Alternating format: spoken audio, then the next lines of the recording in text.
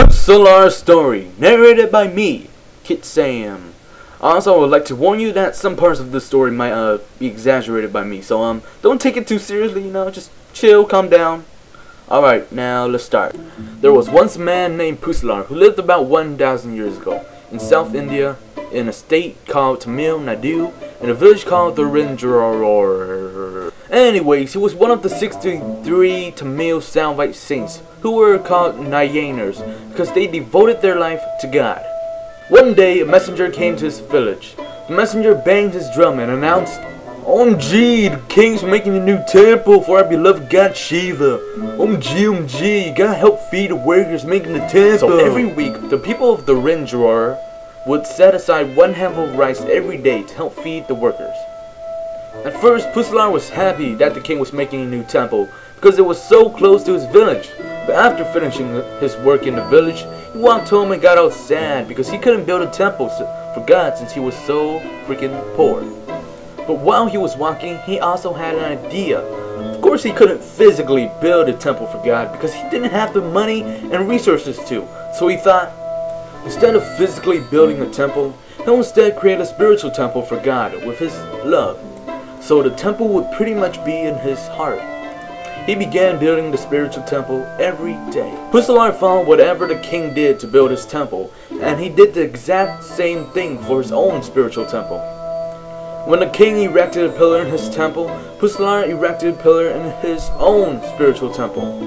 When the king placed a bell in his temple, Pusalor would do the same and place a bell in his own spiritual temple. So this went on and on and on for a few years until both temples were nearly completed. So the king, with his temple nearly completed, wanted to set up a ceremony called Mahakumbh, which is the day where pretty much thousands of devotees come to Puram, which was where the temple was being built at, to worship the construction of the temple. And Pusalor, following the same steps as the king, did the same and assigned the ceremony on the same date as the king. But before the actual date of the ceremony, when the king was sleeping, God Shiva appeared in his dream and said to the king, "Yo dog, I love this crib that you made for me, but unfortunately you gotta postpone your ceremony because I have to attend a Mahakumbh for another temple who was built by one of my devotees, Pusalor.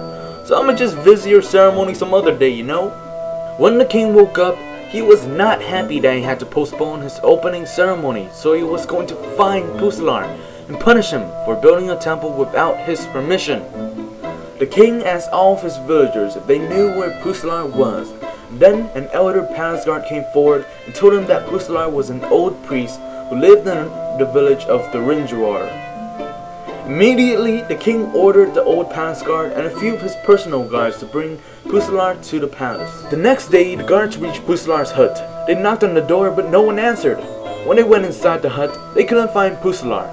After searching around, they found him meditating under an ulupai tree by the paddy fields. The guard's custom was to not disturb a person when he was meditating, so they waited for Pusalor to finish. When Pusalor had finished meditating, the guards told him that the king had requested to see him in court.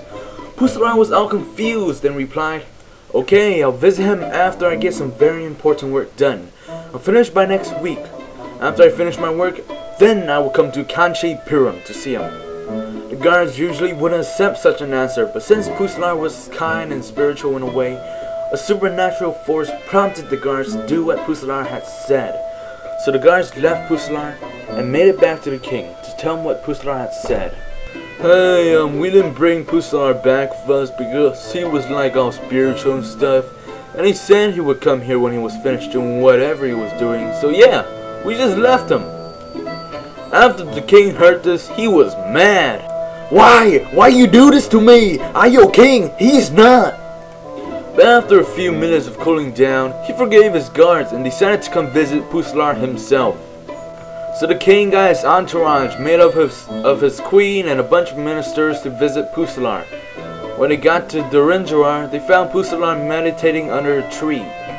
Pusalor was so engrossed in meditating that he wasn't disturbed. He was so engrossed in fact that the guards managed to build a tent right on top of him. When Pusalor stopped meditating, he was surprised to see the king.